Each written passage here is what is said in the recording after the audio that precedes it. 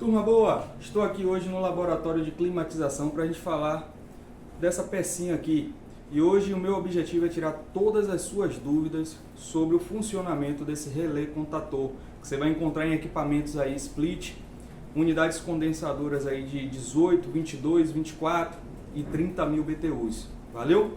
Vamos para a parte teórica e depois a gente vem para a prática. Então, como é que vai funcionar esse relé contator na prática?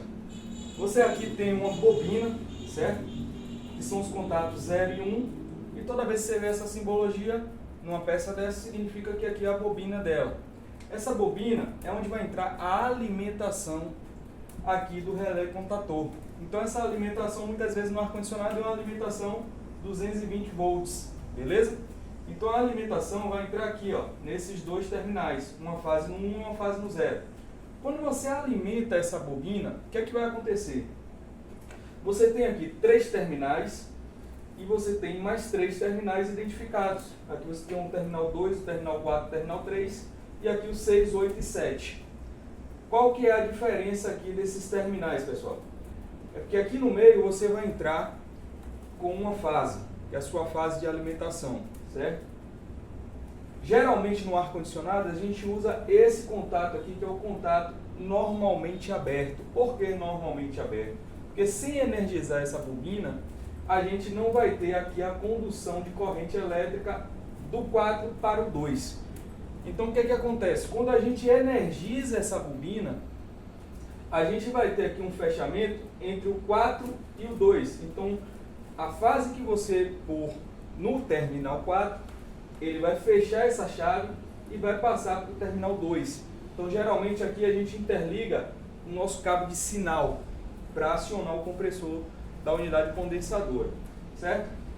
E aqui no outro lado, entre o terminal 4 e o terminal 3, acontece o oposto, pessoal. Por que o oposto?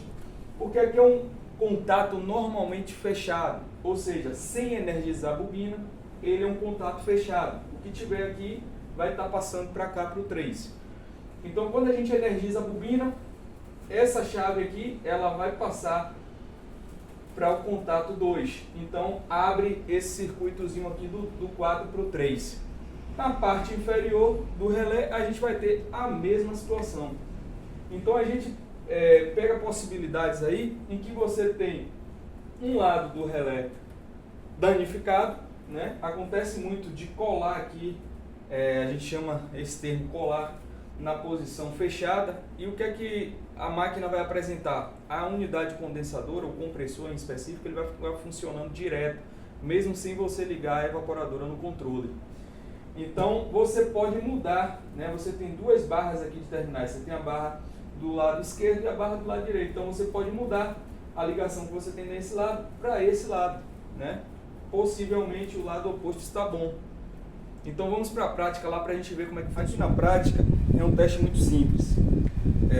Você tem aqui os terminais 0 e 1, que a gente acabou de ver lá no quadro, e a bobina. Então eu vou colocar aqui meu terminal de alimentação no 0 e no 1, que é a bobina, certo? Alimentação 220 volts.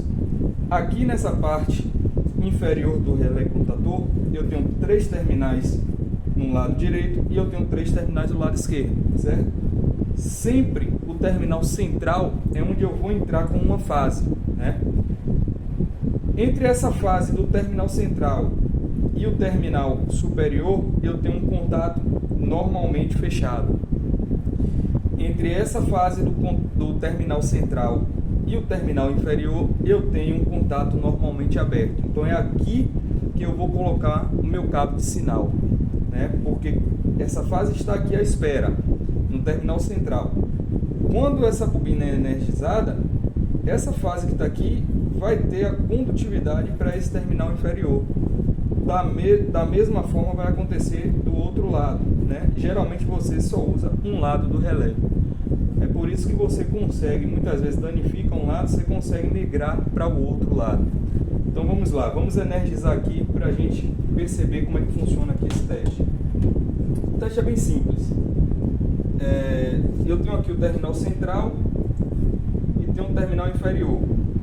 Eu não tenho condutividade, certo? Aqui eu estou na escala de continuidade. beleza? Então aqui, ó, eu não tenho condutividade elétrica, beleza? Agora, quando eu aciono o meu relé, você vai conseguir perceber o estalo que ele dá. Aí eu tenho a condutividade elétrica através do terminal central e o terminal inferior, né? Que é um contato normalmente aberto. Se eu desligo aqui meu disjuntor, eu corto esse sinal. Então, o comando aqui de acionamento do compressor é exatamente esse modelo aqui de comando, né? Quando você energiza a pina, você tem a passagem aqui, a condutividade do terminal central para o terminal inferior. Beleza, galera? Qualquer dúvida, estou à disposição no grupo de WhatsApp. Forte abraço!